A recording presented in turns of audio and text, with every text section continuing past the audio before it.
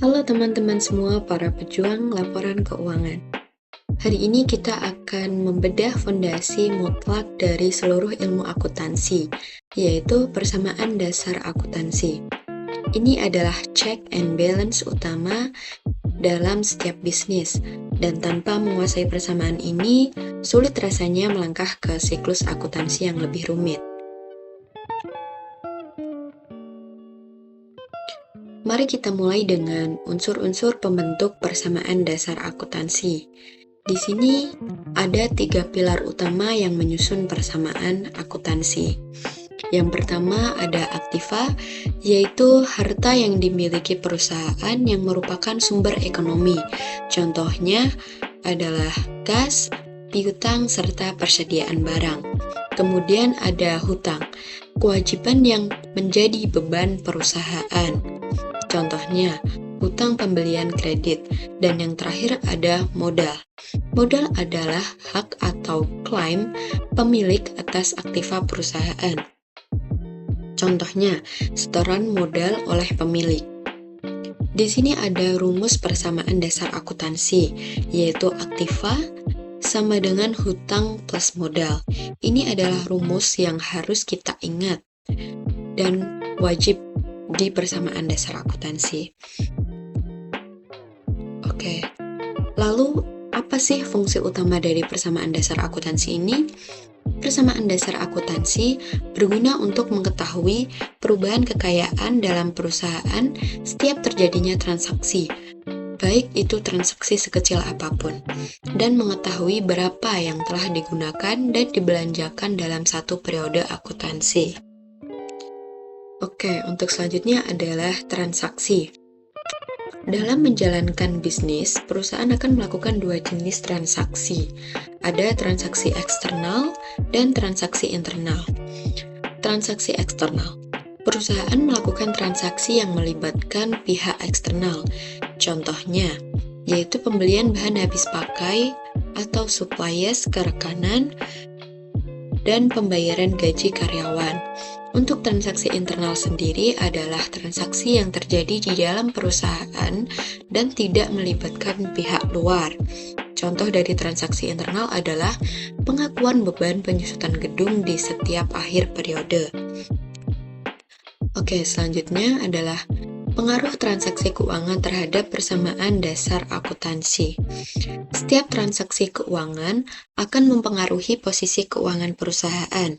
Dengan adanya transaksi, dapat mempengaruhi pada kelompok aktiva saja, atau bisa juga mempengaruhi pada pasiva saja, atau bahkan mempengaruhi keduanya, yaitu aktiva dan pasiva secara bersamaan.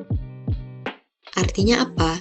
Artinya, setiap perusahaan akan menunjukkan perubahan secara berpasangan, baik antara harta dengan harta, harta dengan utang, maupun harta dengan modal. Oleh karena itu, pencatatannya dinamakan sistem akuntansi berpasangan. Oke, untuk selanjutnya ada pengaruh adanya transaksi. Di sini ada beberapa jenis transaksi dan pengaruhnya. Untuk yang pertama, pembelian peralatan secara tunai, yaitu pengaruhnya akan menambah peralatan dan mengurangi kas. Untuk pembelian peralatan secara kredit, peralatan akan bertambah dan utang usaha akan bertambah. Pemilik menyetorkan modal berupa uang tunai pada perusahaan, maka pengaruhnya kas bertambah, modal pemilik bertambah. Kemudian ada pembayaran utang usaha, maka kas akan berkurang dan utang usaha pun akan berkurang. Untuk selanjutnya ada peraturan debit dan kredit. Oke, di sini ada beberapa kelompok. Yang pertama ada kelompok harta, akan bertambah di sisi debit dan berkurang di sisi kredit. Untuk kelompok utang akan bertambah di kredit dan berkurang di debit. Untuk kelompok modal akan bertambah di sisi kredit dan berkurang di sisi debit. Kemudian kelompok pendapatan akan bertambah di sisi kredit dan berkurang di sisi debit. Kemudian di bagian kelompok beban akan bertambah di sisi debit dan berkurang di sisi kredit. Oke, di sini ada siklus akuntansi perusahaan jasa. Di sini dapat dilihat ada beberapa tahap. Untuk tahap yang pertama, ada pencatatan transaksi ke dalam jurnal umum atau General Journal.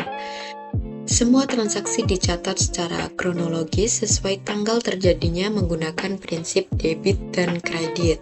Untuk tahap kedua, data dari jurnal dipindahkan ke buku besar. Buku besar berfungsi mengelompokkan pencatatan berdasarkan akun, misalnya akun kas, peralatan, utang, modal, dan seterusnya. Dari sini kita bisa melihat saldo masing-masing akun. Untuk tahap ketiga ada penyusunan neraca saldo, yaitu daftar saldo seluruh akun setelah diposting ke buku besar. Neraca saldo digunakan untuk memastikan bahwa total debit dan kredit masih seimbang atau dapat dikatakan balance. Untuk tahap keempat ada membuat jurnal penyesuaian. Jurnal penyesuaian diperlukan untuk mencatat transaksi yang belum tercatat atau perlu disesuaikan. Misalnya, penyusutan aset tetap, gaji yang belum dibayar, atau sisa perlengkapan. Tujuannya adalah untuk laporan keuangan mencerminkan kondisi yang sebenarnya pada akhir periode. Kemudian tahap kelima adalah kertas kerja atau worksheet, atau biasa disebut neraca saldo setelah penyesuaian.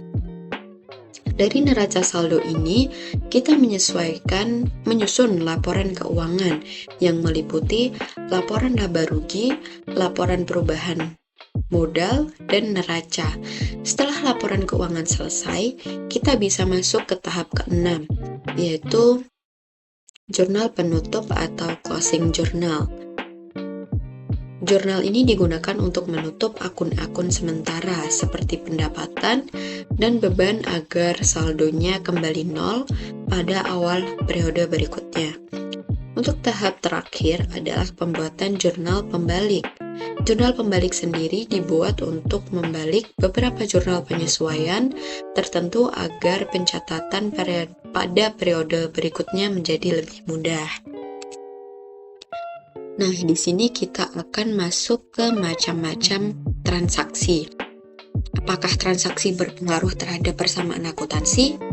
Tentu iya, berpengaruh. Setiap transaksi maupun baik transaksi sekecil apapun, itu akan berpengaruh ke persamaan akuntansi. Nah, di sini kita mempunyai contoh transaksi pembelian aset, baik secara tunai maupun secara kredit. Kita bahas dulu pembelian aset secara tunai. Di sini ada contoh transaksinya, yaitu suatu perusahaan produsen minuman membeli sebuah kendaraan seharga 100 juta rupiah secara tunai.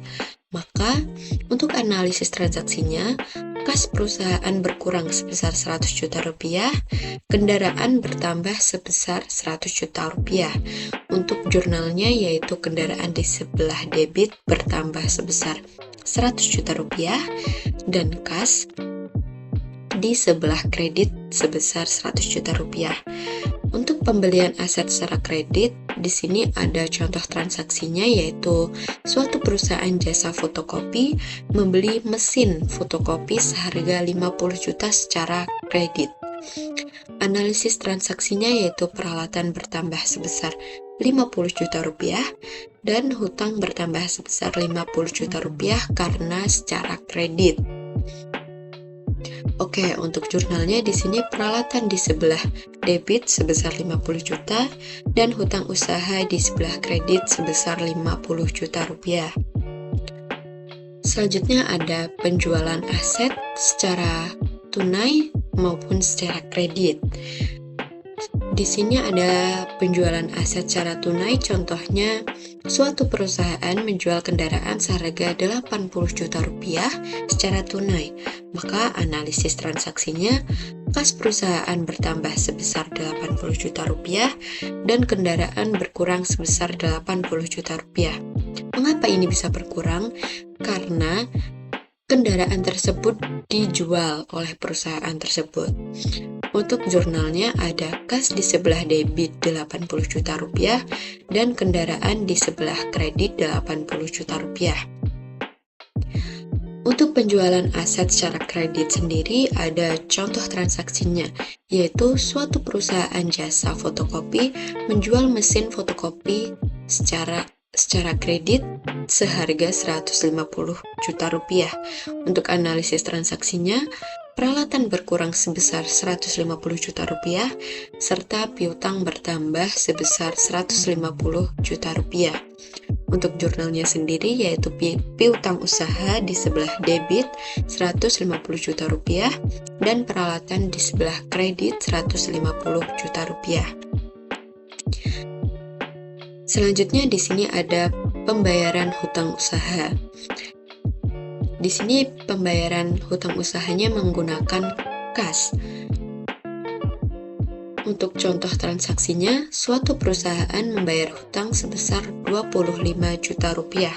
Analisis transaksinya, kas perusahaan berkurang sebesar 25 juta rupiah dan hutang usaha berkurang sebesar 25 juta rupiah. Untuk jurnalnya sendiri ada hutang usaha di sebelah debit sebesar 25 juta rupiah dan kas di sebelah kredit 25 juta rupiah. Kemudian di sini ada setoran modal. Contohnya, Mr. X melakukan penyetoran sebesar 5 juta ke kas perusahaan sebagai tambahan modal. Di sini setoran modalnya berupa kas ya teman-teman. Untuk analisis transaksinya, modal bertambah sebesar 5 juta dan kas bertambah sebesar 5 juta. Untuk jurnalnya ada kas di sebelah debit sebesar 5 juta rupiah dan modal di sebelah kredit sebesar 5 juta rupiah. Kemudian ada penerimaan piutang usaha.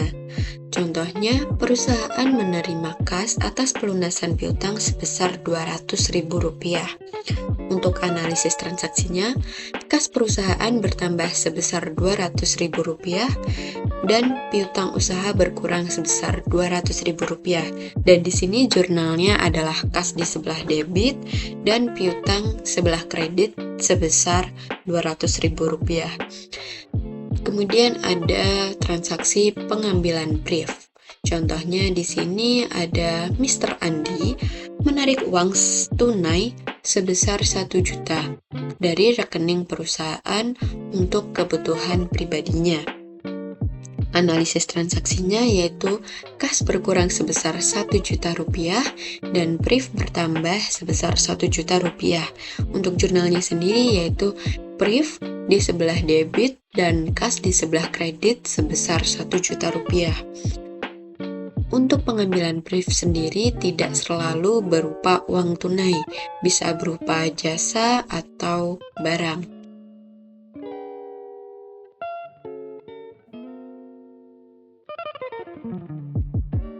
Luar biasa, kita sudah buktikan bersama ya teman-teman bahwa aktiva sama dengan hutang plus modal itu adalah hukum abadi dalam akuntansi.